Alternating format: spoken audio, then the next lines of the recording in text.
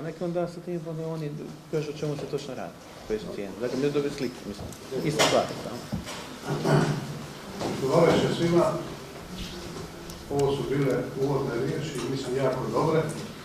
Ja poslije ovako uvoda oba dva gradonačelnika, ja mislim da će groblje ovo ipak zaživiti. Ja sam dosta star, vidi se i po kosi. Kad sam počeo raditi na Bosni, na početka mlad, nakon 30 godina je Bosna. Evo, nakon 20 godina Marina i sad je gradonačelnik usvojio se plan, a i ova naše regionalno groblje je početo 2000. godine, to je bio početak, bio je Parivo Miletić načelnik ove općine, raspisan natječaj i tada je sve skupa počelo. Tako da mislim ovaj sastanak večeras može biti i povijesni jer ovo nije mali projekat. Kogod ovo sluša, ovo je jedan veliki projekat i teško je bilo, teško je i skoro nemoguće da ga riješi jedna općina. Ovo ipak, mi kako smo gledali u groblje, ovo je srednje regionalno groblje. Srednje groblje nije ono najveće kao što je Zagreb i Rijeka i Varaždin i Split, ali je jedno srednje groblje koje rješava jako puno problema. Kasnije ćete vidjeti mog kolege Šuperka kada bude detalje malo prikazivati. Ja bih vam samo nekoliko globalnih pokazatelja rekao. Broj 1 ovog groblje se nalazi izvan naselja grada Dubrovnika, a nalazi se izvan naselja i Župe. Jednostavno ono je upravo vidljivo iz zraka. To ćete kasnije vidjeti jedan zračni snimak ovog groblja, vidite i ovu fotografiju ozada. 1998. i 70. godine planu Južnog Jadrana isto je bilo locirano u Župi Dubrovačka. Bilo je na Brgati. Jer u to vrijeme nije bilo izgradnje. Kasnije, kako je nastajala sve veća stambena izgradnja u Župi i tako dalje, svi projekti, svi planovi razvojni koji su bili 70-ih, 80-ih, 90-ih, pa čak i sada i 2000-ih, locirali su u groblju na Dubcu, gdje su rađene velike analize, ja toliko pamtim dosta toga, analiza za ovo groblje koje je bilo jedna od najboljih lokacija na ovom dijelu Južne Hrvatske. Tako da to groblje ima svoj dio povijesti. Jedan dio je samo bio u jednom prostornom planu ili generalno, ja sam ne mogu sjediti u gradu, bilo je locirane na Nucijati i bilo je velikog otpora, sa stavljanjem Nucijate i Gruža, Kokošice koje se nalazi jednostavno sa pogledom sa mosta, odmah se susrećete sa grobljem i tako dalje. I kaže, ono nije udaljeno toliko iz grada, međutim, ako gledate kilometre iz Lapada i tako dalje, ovo je nešto vrlo malo više udaljenije od tog groblja i mislim da je neuspoređivati, jer tako jednu regionalnu cjelinu groblja treba ipak dislocirati na jedno mjesto da nije u gustim urbanim sredinama. Mislim za pohvaliti općinu Župa Dubrovačka jer je ona 2000. raspisala natječaj gdje se javilo, ne znam koliko je bilo natjecatelja, ali mi smo kao Alfa Plan dobili prvu nagradu toga natječaja i od tada kreće malo više, malo manje užurbaniji rad na ovom planu. Tako da smo došli sada do toga da smo napravili idejni projekat koji je ušao kompletan u detaljni plan uređenja. Detaljni plan uređenja, koliko čujem, je usvojen na vijeću ove općine.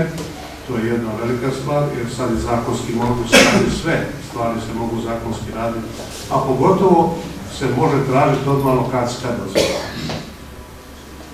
Ja ću vam reći samo nekoliko pokazatelja, nema smisla da puno duljimo, a kasnije ćemo vidjeti cijelinu ovoga projekta. Površina ovog groblja na ovoj lokaciji koja je iza nas je 12,6 hektara. Ono ima u sebi sadržano 4 cjeline. Ima rimokatoličko groblje, muslimansko, pravoslavno i ateističko groblje. Ima grobove, ovi kako se zovu za nenadane slučajeve i tako dalje, to je posebno jedna skupna grobnica, skupni prostitut. Znači rimokatoličko groblje koje je najveće ima 3551 grobnicu, rimokatoličko 3104, muslimansko 287, pravoslavno 113 i ateističko 47. Ove su brojke došle analizama i anketama koje su postale. Svega skupa je 3551 grobnica na 12,6 hektara. Osim grobnica, sigurno na ovom groblju imamo i centralni jedan sadržaj, jedan centralni trg, gdje je crkva, mrtvice, veća dvorana, zatim upravu, prodaju cvijeća, skladište, hladnjače, biblijski vrt, Vidikovac, gdje je bila crkva Svetog Vlaha, i posebno imamo jedan dio objekta za muslimansko groblje koji su imali svoje posebne znake. Ja bih zamolio kolegu sada da prikaže ovaj dio projekta, pa ćemo kasnije nastaviti i u diskusiji i objašnjavati ovih detalja. Pozdravljam sve prije svega, zapravo malo dužeg uvoda i puno riječi, malo ću prikazati na grafičkom puno slika, o čemu se ovdje radi. Imamo panoramsku sliku lokacije, pa dalje da se onda upoznamo sa lokacijom imamo državnu cestu D8 sa raskrižjem koji vodi prema poslovnoj zoni Čibači, te ovdje je približno označen obuhvat budućeg groblja Ljubac koji je onda ustrojen kao povećan. Dalje, na postojećem stanju podlozi. Gledao se radi.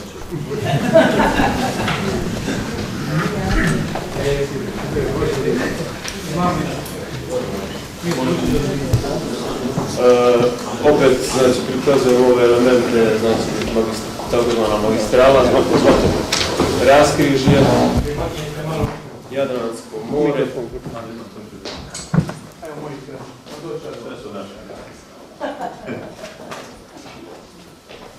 Jadransko more, te konačno obuhvat od 125.444 m2. Od nekih drugih datosti lokacije vrlo je važno istaknuti da je ona visinski dosta razvedena, znači na području, na poziciji današnje odlagališta smetlišta imamo 154 metra, a dole na ulazu imali 114, znači 140 metara razlike, što uvelike otežava planiranje grobnih mjesta na toj lokaciji. Znamo da je tu postojala odlagalište otpada, te je prošle godine uslijedila njegova sanacija. Od još nekih drugih bitnih stvari je vodosprema koja bi trebala biti uklonjena, te crkva Svetog Vlaha iz 13. stoljeća, čije su ruševine ostale na lokaciji, te bi u ovom projektu te ruševine bile prezentirane u vidu jednog tog vidikovca na vrhu Brežuljka.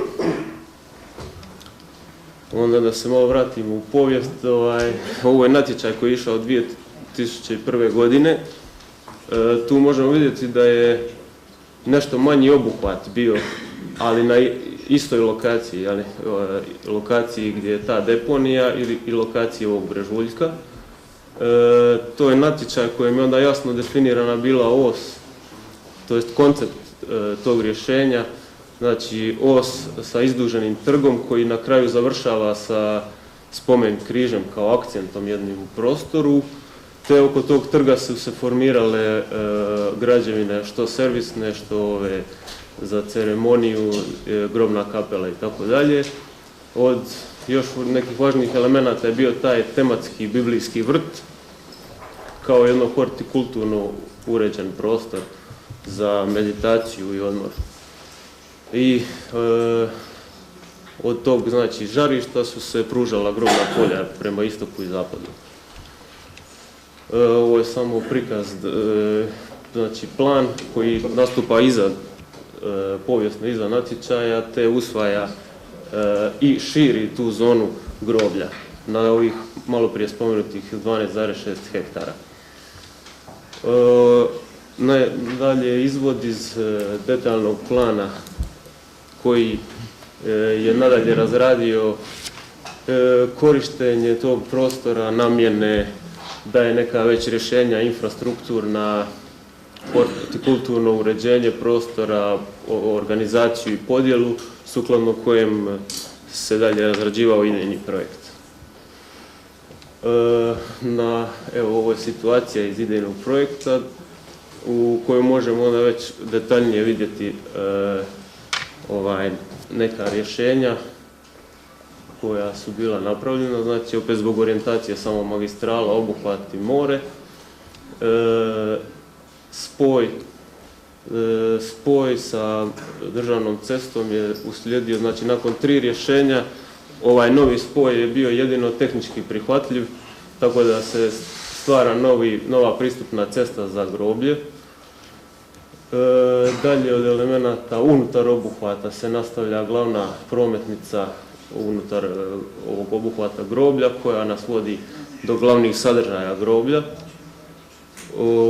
Ovo je tu servisno-požarni put koji obuhvaća ovu istočnu stranu groblja, te u cilju možda jednog dana šetnice Dubrovnik, Kupari ili tako nešto, neke šire slike, može onda poslužiti, znači cijelo groblje kao jedan od punktova na toj šetnici. Uz prometnicu su planirana 2 parkirališta, sve skupa 200 parkirnih mjesta. Onda unutar ograđenog dijela groblja imamo rimokatolički dio, ovo plavo, sa 3104 grobnice. Imamo muslimanski dio groblja sa 287 grobnica, 113 u pravoslavnom dijelu groblja i 47 u ateističkom dijelu groblja. Znači ovo su omjeri koji su prizašli iz plana, a plan je uvažio anketu koja je bila provedena. Od drugih nekih glavnih sadržaja imamo znači trg sa glavnom građevinom, kapelom, imamo u muslimanskom dijelu groblja građevinu za muslimanski obred ukopa i imamo znači vidikovac, malo prije spomenut, sa ovom crkvom, arheološkim nalazištem. Zbog dojma ovdje znači prikazan presjek koji pokazuje znači tu terasastu izgradnju grobnica na tim padinama. I ovdje na drugom kraju, na zapadnom dijelu groblja, imamo opet prikaz, jedan presjek da se vidi znači kako je terasasta izgradnja na tom zahtjevnijem terenu. Milenko, samo sekund.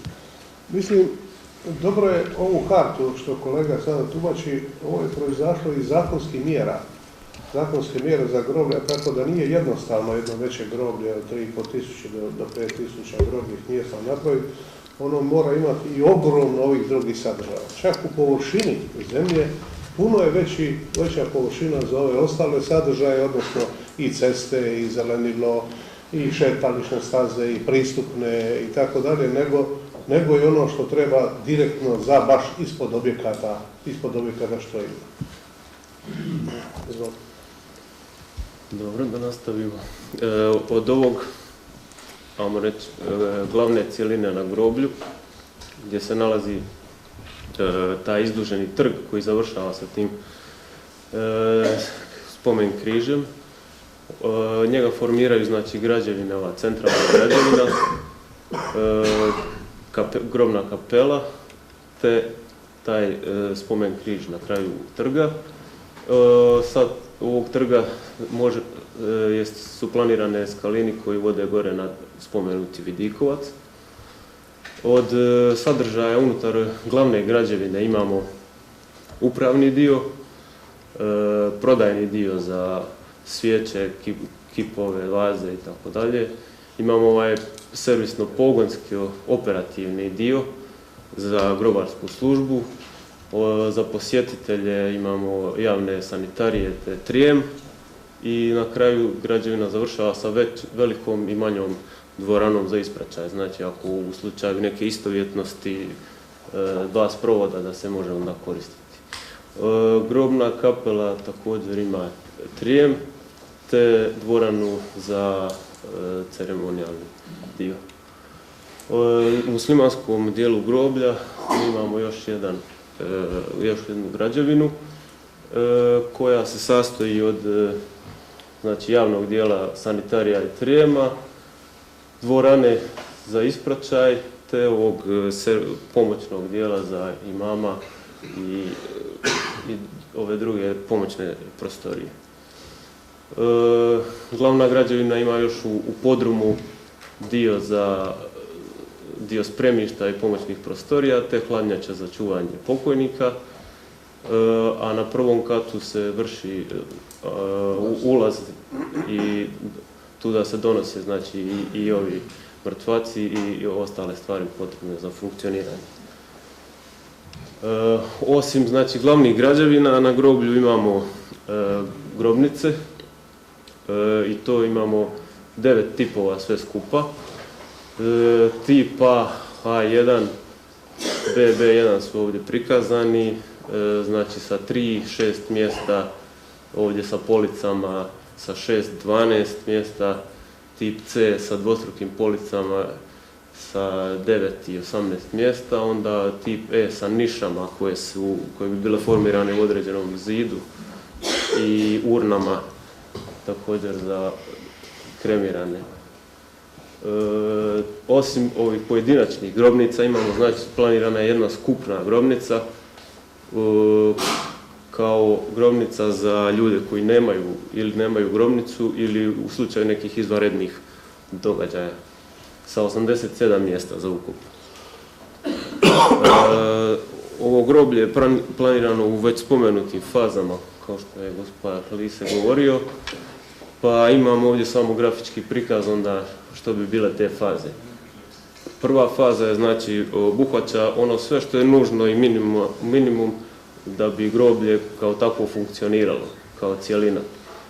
Znači izgradile bi se prometnice, parkinzi, infrastruktura, glavna ova zgrada ceremonijalnog sklopa, grobna kapela, građevina muslimanskog obreda ukopa, dio biblijskog vrta, vidikovac, komunikacije, grobna polja. Znači prva faza obuhvaća 1588 grobnica. I što se dalje tiče faza, ovo je znači širenje prema istoku i zapadu, širenje kapaciteta. Znači kako je groblje planirano u razdoblju od 100 godina, onda za sada se išlo sa otprilike pola kapaciteta, onda po cijelinama se širi do ukupnog broja. Tu gore su prikazani brojevi grobnica te sume koje su bile rađene u aproksimativnom troškovniku, a to ćemo vidjeti u idućem slajdu. Znači 4. i 5. faza s kojima se završava izgradnja. U fazi idejnog projekta je rađen i taj aproksimativni troškovnik koji, obzirom da je idejni projekt, ostavlja mogućnost nekakve varijacije, obzirom da nisu definirane u potpunosti tehnička rješenja koja bi se trebala definirati u glavnom projektu, kad će se raditi onda i još novi troškovnik. Tako da ovdje imamo jednu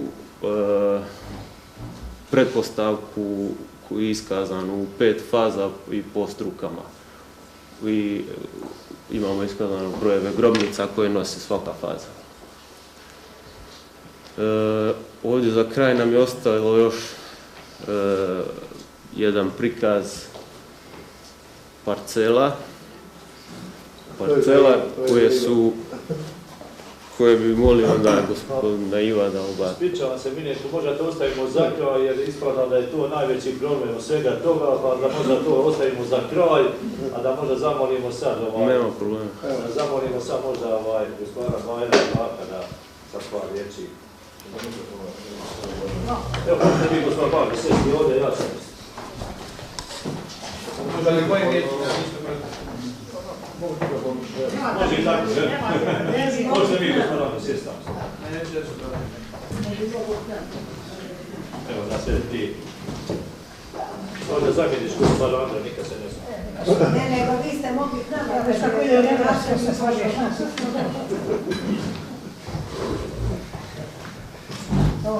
skupo pozdravio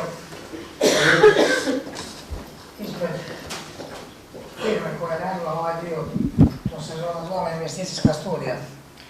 Mi smo radili zapravo, recimo tako, dvije. Ova druga je malo nadopunjena sa novim podacima i naravno da vas to najviše zanima. Evo sad sam gospodaru Lakšiću govorio baš da ne zaboravim reći jedan podatak da se ipak razlikuje grobnica od ukupnog mjesta. Kapacitet ovoga groblja će biti otprilike oko 22-23 tisuće ukupnih mjesta u 100 godina i u 5 faza. Ja. Što se tiče onoga dijela za koje sam ja ovdje bio nadležan, moram reći da je meni bio posao olakšan jer de facto sam ja ovdje sve sintetizirao ono što su drugi radili, posebno stručnjaci iz Alfa Plana, oni su pravili sve ove troškovnike na bazi uvjeta u kojima se to groblje radi. I onda smo došli do jedne ukupne vrijednosti u svih 5 etapa, to moram kazati, i to je 100 godina, od 2011. do 2110. godine. Dakle, to je ukupno bez PDV-a 240.058.400 kuna. To je 100 godina. Međutim, ovdje treba gledati jednu stvar, to je da je najteža i najvažnija ta prva etapa. Zbog čega? Ne samo zbog broja grobnica koje će se u toj prvoj etapi napraviti i koje će biti najviše, predviđa se 1702, nego osobito zbog toga što se u toj fazi gradi i kompletna infrastruktura. Znači, kompletna infrastruktura, vidite, ovdje ste vidjeli kako područje to sad izgleda, dakle, tu treba početi od nule što se infrastrukture tiče i naravno u strukturi troškova jedne grobnice, ta infrastruktura naravno opterećiva jako puno i to je razlog što se može biti nekome cijena ova konačna cijena čini preveliko. Gospodin Lise je rekao već malo prije, ja to ne bih sad ponavljao, vjerojatno je da će doći tu do određenih korekcija u cijenama po pojedinim fazama, ovisno o cijenama građevnog materijala, građevinskih radova i tako dalje. Ali ono što bi moja preporuka bila, to je da se ide što prije da se riješi ovaj dio, kako bi ja nekad rekao, formalni, pravni i tako dalje, jer da bi se počelo što prije graditi. Upravo zbog činjenice da znamo da se nikakva konjunktura kod građevinskih firmi, da građevinske firme traže poslove i da cijene u takvim situacijama građevinskih usluga i svega skupa su povoljnije. Ako se to bude otezalo, onda će i cijene s time rasti. Ovo će sve ići po proceduri javne nabave i vjerojatno da će se moći isuditi povoljne cijene, čak će možda troškovnik ispasti na kraju i jeftiniji, ali ako se to ne bude dogodilo, onda je sasvim vjerojatno, ako oživi ta konjunktura, da će onda i troškovi građevinski biti puno veći. Dakle, ovdje je bitno napomenuti za ovu prvu etapu, ona košta 153.158.900 kuna, to je 63,8% od ukupne one cijene od 40 milijuna i ta prva etapa, mogli bi je nazvati da ona će trajati, recimo, jedno 3 godine, otprilike od 2012. 13. 14. otprilike jedno 3 godine će ta prva etapa trajati, znači skupa s ovom izradom projektne dokumentacije, gradnjom i tako dalje. I koncentracija troškova će biti u toj etapi najveća, a s druge strane u toj etapi, u razgovoru sa gospodinom Lisom, ja izražavam tu malu skepsu, ali vjerojatno da će biti tako, da su te 3 godine ipak uspjeti prodati ovih 1702 grobnice koje se planiraju u toj prvoj etapi. Prva etapa inače traje otprilike prema ovome planu, ona traje do 2025. godine, mislim. Ali, kažem, u prve 3 godine će se to sve manje više napraviti, kasnije će se samo odvijati ceremonija pogrebna i tako dalje. Usput da kažem da mi je ovo jedan od najneugodnijih projekata jer mi se stalno pomotali u glavi, su mi se motali grobovi i smrt i činjenica ona koja je neizbježna. Tako da imate neki projekata koji su stvarno ono što se tiče suštine sadržaja je dosta ovako malo djeluju i odvratno, ali i to se mora raditi, nažalost. Znači, rekli smo, u toj prvoj etapi to košta toliko i sad ono što je važno kako bi mogli financirati tu prvu etapu, ta prva etapa od prodaje grobnica, bez PDV-a uvijek govorim bez PDV-a, tu bi se moglo namaknuti 79.264.000 kuna. A iz proračuna grada Dubrovnika i općine Župa Dubrovačka, znači na različite načine, vjerojatno će se te jedinice lokalne samouprave zaduživati, znači preostali 73.394.000. To će biti najveći teret za te jedinice lokalne samouprave upravo u toj prvoj etapi, jer poslije toga će morati nešto sudjelovati ove jedinice lokalne samouprave u pokriću troškova poslovanja groblja Dubac d.o.o. zato što neće biti dovoljno iz onih prihoda, ko se razumije gospodina Lisu, od grobne naknade koja se inače kasnije naplaćiva, neće moći biti dovoljno prikupiti sredstava da bi groblje Dubac koje će u nekoj punoj fazi imati možda i 15-20 zaposlenih, znači neće se moći samo pokrivati iz toga, morat će se djelomice, kao što se i ostalo i sada čini i druge jedinice lokalne samouprave. Međutim, to sad nije predmet ove rasprave i to nije toliko opterećujuće koliko je sad u ovoj prvoj etapi, ove 3 godine prve. Ovdje je rečeno jedan problem koji je tu svakako najveći, ja u njega ne bi ulazio u detalje, nisam baš tu doma kako to ide. To je pitanje otkupa ovoga zemljišta, cijene valorizacije zemljišta, mora reći da sam tu imao isto pomalo i nekih neugodnih razgovora, jer čujte, to je prirodno, svatko smatra da mu zemljište vrijedi više. Međutim, ako detaljni urbanistički plan regulira da je to područje predviđeno za to, to i to, onda je onaj sretnik ili nesretnik taj što mu se to tu nalazi i tu se ne da puno napraviti. Ali ja vjerujem da će tu doći do određenog kompromisa i da će se iznaći te cijene koje su ovdje predviđene za to. Ovdje će neko izložiti, mislim, taj postupak kako se došlo do te procjene vrijednosti zemljišta. Ja ne bih vas time opterećivao, ali tu je riječ o iznosu od oko 31 milijun kuna. Znači, u te troškove izgradnje ide i otkup zemljišta 31 milijun. U toj prvoj etapi, ali smo time onda, dakle, riješili cjelokupno groblje.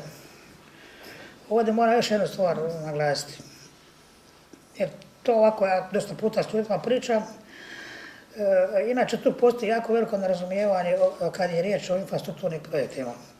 Ja vas ne bih puno opterećivao, tu se rade takozvane cost-benefit analiza, ne feasibility studije. To su ovako stručne razlike, ne bih vas puno s tim opterećivao. Nijedan infrastrukturni projekt se ne može praktično samo financirati. Tu je nadležnost jedinica lokalne samouprave da riješe određene komunalne probleme na svojem području. Ona može taj dio problema riješiti kroz cijene, kroz prodaju grobnica i tako dalje, međutim nikad neće uspjeti ni u jednom projektu pa ni u ovom projektu se to zatvoriti samo kroz to, nego će sigurno morati te svoje funkcije pokrivati iz proračuna, zaduživanja ili već na koji drugi način, ali svakako će pasti na teret jedinice lokalne samouprave. Da ne bude tu zablude, jer sam čuo takve priče, pa vi ćete tu prihodovati toliko i toliko od tih grobnica, puta toliko i toliko, jednako toliko i toliko, i onda se zatvorimo i nema problema. Nije tako, a nije ni u redu da naše građane opterećujemo prevelikim troškovima kupnje tih grobnica, bez obzira što netko ima malo bolji standard, ali i ove cijene koje su ovdje rečene, može se nekome činiti da je to malo nekome puno, ali mislim da je to nešto umjereno i da je to sad još uvijek, da je to izdržljivo. Tako da ne bi sad puno oko toga duljio. Znači, to je ono suština onoga što je ovdje predočeno u ovome mojem materijalu. I sad ću zaključiti cijelu tu priču. Znači, na 100 godina kad to sve projiciramo, znači, kad gledamo financiranje izgradnje tog novog groblja, na 100 godina tu će biti ukupno od prodaje grobnica ostane 173.269.600 kuna, znači 72,2%, a iz proračuna grada Dubrovnika i općine Župa Dubrovačka će biti 75.477.300. Znači 72% će se pokrivati u spektru 100 godina iz prodaje, a 31,4% će se pokrivati iz iz proračuna jedinica lokalne samouprave. I doćemo tu onda na ovih 240 milijuna koliko iznosi za svih 5 etapa. Mislim da je to vrlo važno naglasiti, osobito kada ovo bude išlo u medije, mislim da je važno naglasiti da ova prva etapa košta 153.158, a da ukupno na svih ovih 100 godina iznosi 240.058, jer tu isto znaju biti određeni nesporazumi. Zato je to potrebno javnosti na neki način točno objasniti o čemu je riječ. Ovdje što se tiče plana prodaje grobnica, tu sam rekao da je se u prvoj etapi od 2011. do 2025. ali to će otprilike biti jedno 3-4 godine, znači će se nešto sve vjerojatno prodati, ali u tom rasponu je predviđeno 1702 grobnice će se prodati, pa onda od 2026. do 2040. 700, pa onda od 2041. do 60. 535 i tako da vas sad to puno ne opterećivam i mislim da to nema smisla. Dakle, radi se, zaključit ću, radi se o jednom povijesnom projektu, pa ja bih rekao čak i za županiju Dubrovačko-neretvansku, a osobito za grad Dubrovnik, možda u nešto manjoj mjeri, ne znam sad problematiku Župe Dubrovačke, ali sigurno je imao taj problem vrlo izražen i kao takav on ima i svoju cijenu i evo, to je sad ovako proračunato, vjerujem da poslije ovoga što sam ja izložio, ali osobito što su ovi moji sugovornici, pa i ovo što se kasnije izložiti će biti puno jasnije sve vezano za ovo. Što se tiče jedne stvari koju ja nisam doma, ali jesam doma u jednoj drugoj stvari, ovdje je spomenuto da ta lokacija ima vrijednost, nije ovdje, nego je spomenuto na nekim drugim mjestima, da je to izrazito turistička lokacija, da bi tu trebalo graditi neke turističke sadržaje i tako dalje. Ja ću za priču o turističkim sadržajima zaključiti. Danas je turizam krajnje neisplativ, ulaganje u turističku infrastrukturu, odnosno hotele i tako dalje su krajnje neisplative, ali to je jedan drugi problem o kojem ja danas ovdje ne bih govorio i ta lokacija i nije zato baš Hvala. Hvala vam. Hvala gospodinu Vajevu. Možda da ja samo dvije riječi reći. Da se ne doveže na Bajra. Evo, ja se ispričavam samo da se ne doveže malo na gospodara Bajra. Naime, Zakon o komunalnom gospodarstvu je izričito naložio da iz komunalnog doprinosa se financira i groblje. Sukladno tome općina Župa Dubrovačka iz komunalnog doprinosa 50% što dobije iz komunalnog doprinosa sada ide u groblje imajući u vidu da je to potreba Župe Dubrovačke. Isto tako Zakon o komunalnoj naknadi govori da se određeni postoci izdvajaju za održavanje groblja. Zašto ovo sve napominje? Naime, mi smo mogli ići, odnosno sukladno dogovoru gradonačelnika, načelnika, išli smo na neku cijenu grobnica koja ipak neće biti tolika da ljudi neće moći nositi te troškove. Mogli se ići na ekonomsku cijenu, ali onda to ne bi bilo to, jer je zakon već rekao da smo mi dužni to održavati. To je vrlo bitno reći u svemu govoru, jel? Isto tako sutra, prilikom održavanja groblja, može se staviti naknada po svakom grobnici abnormalno visoka i onda ne bi trebalo sufinancirati. Međutim, opet tu treba imati socijalnu notu, tako da je vrlo vjerojatno, koliko se upozna to možda iz gospođa Marita, uglavnom svi sufinanciraju kasnije i održavanje, a i izgradnje. Eto, samo toliko. Hvala Ivo. Ja bih molio gospodina Vlaha Zutića. Ako ne možete samo, gospodin Vlaho je radio da odnosno Tršta Lepina je radila analizu mogućnosti ulaganja u izgradnju groblja Dubac. Evo, molio gospodina Vlaha prema kompletnim crtama reći što je uspio kroz analizu